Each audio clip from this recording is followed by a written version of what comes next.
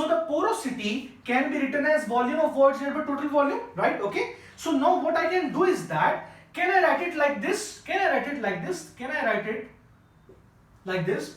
That gamma D divided by gamma W, gamma D divided by gamma W will be equal to porosity divided by the field capacity.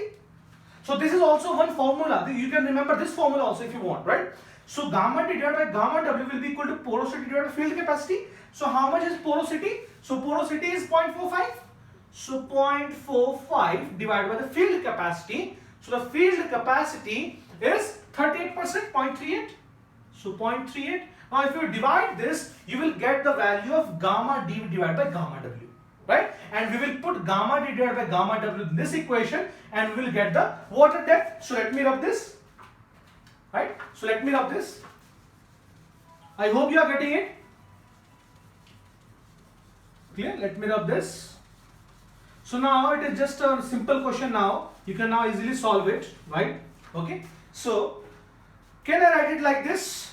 That dW will be equal to 1 multiplied by gamma D by gamma W is 0.45 by 0.38. 0.45 divided by 0.38 multiplied by the field capacity minus permanent melting point, 0.38 minus 0.1. 0.38 minus 0.1, right? So how much it comes out to be? Let me calculate.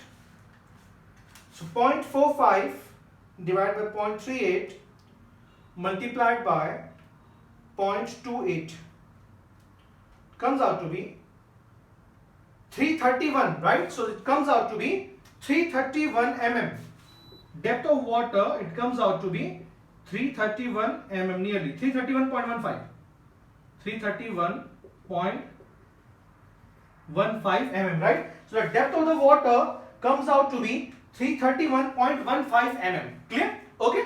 Now this is the depth of water. It means that this is the field capacity.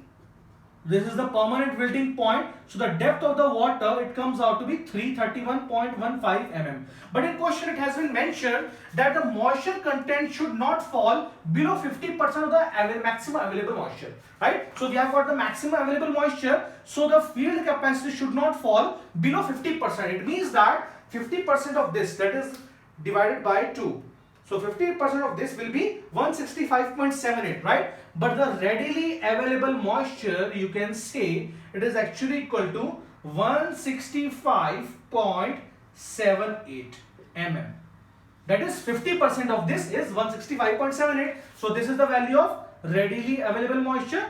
And what was the consumptive use? So the consumptive use was 15 mm per day. So if it is using 15 mm per day, can I write it like this? That 15 mm per day multiplied by x number of days is equals to 165.78, right? So x comes out to be, divided by 15, x comes out to be 11.05 days.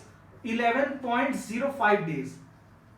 So is the answer correct? 11.05 days? No, this answer is not correct. Why? Because in this, whatever I have calculated, I calculated based on the 100% efficiency. Now whatever water was you were giving to a particular land, every water or every drop of water has been utilized for irrigation purpose. But you know that every water has not been utilized. So how much has been utilized? Only 60% has been utilized.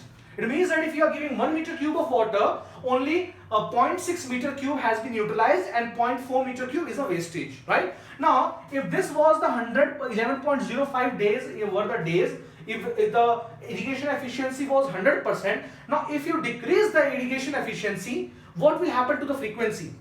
The frequency will be very high. It means that in a very small number of days, you have to apply much water. So if I multiply it with 0.6, that is the irrigation efficiency, I will get the exact answer. So if you multiply it with 0.6 multiplied by 0.6, so you are getting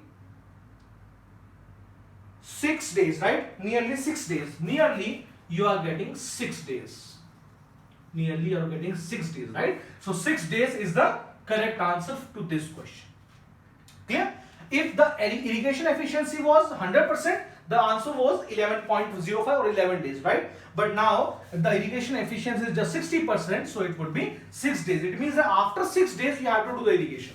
If the irrigation efficiency was 100%, after 11 days you have to do the irrigation. But now if the irrigation will further reduce, then again you have to do the irrigation 2 days or 3 days or 4 days, right? But irrigation efficiency is 60%, you have to do the irrigation after 6 days.